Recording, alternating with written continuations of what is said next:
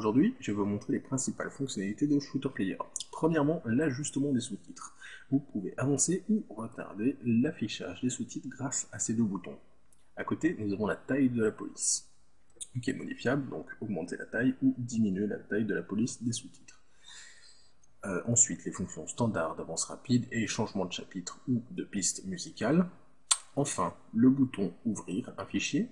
Ensuite, la fenêtre des playlists où un simple glisser-déposer suffit. Puis le volet des options et le contrôle du volume.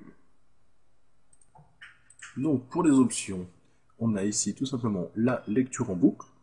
Ensuite, la reprise de la lecture là où on s'arrêtait la dernière fois en quittant le logiciel.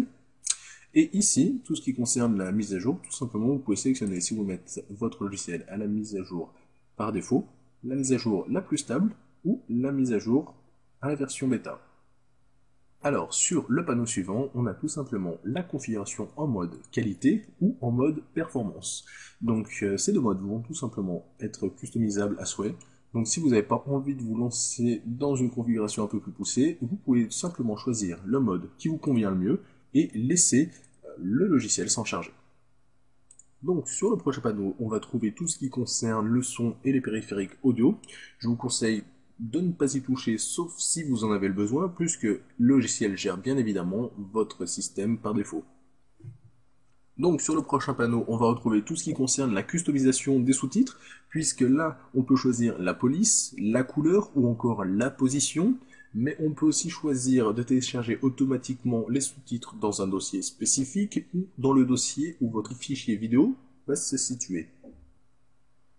Sur le prochain panneau, on va retrouver tout ce qui est esthétique et interface, puisque ici vous allez avoir la possibilité d'ajouter une image à l'ouverture du logiciel, mais aussi, par exemple, d'activer les options de transparence ou de menu avancé. On verra que ces menus avancés, on peut y avoir accès autrement de toute façon. Sur le dernier panneau, on va retrouver tout ce qui concerne l'association des fichiers, puisque là, il va être possible, selon vos goûts, de sélectionner les fichiers par défaut que l'application doit gérer. Tout simplement, vous pouvez choisir tous les fichiers vidéo, tous les fichiers audio, ou alors fichiers vidéo et audio.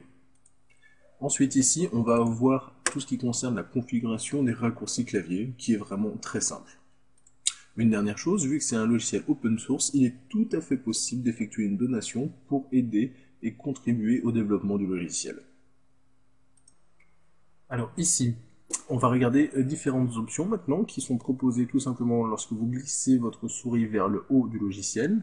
Donc ici, nous avons des options de redimensionnement, suppression des bandes noires. Ici, en cliquant avec un clic gauche, vous allez avoir les options audio que l'on a vu tout à l'heure sur le panneau audio, donc ce sont exactement les mêmes, sauf que ici on va retrouver le système d'équalisation, tout simplement. Donc ici un profil d'équalisation avec une bonne quinzaine de profils assez intéressants que vous pouvez utiliser. Vous retrouvez la même chose ici pour la vidéo, avec des profils pareils qui vont tout simplement améliorer la qualité, le rendu de votre image, de votre vidéo. Donc à vous après de choisir ceux qui sont plus en adéquation avec vos besoins. Enfin ici sur la droite nous allons trouver tout ce qui est luminosité et contraste, la prise de photos lors d'un film tout simplement qui va s'effectuer en un clic, le plein écran, rien de plus simple, et ça va nous permettre de laisser l'application au premier plan.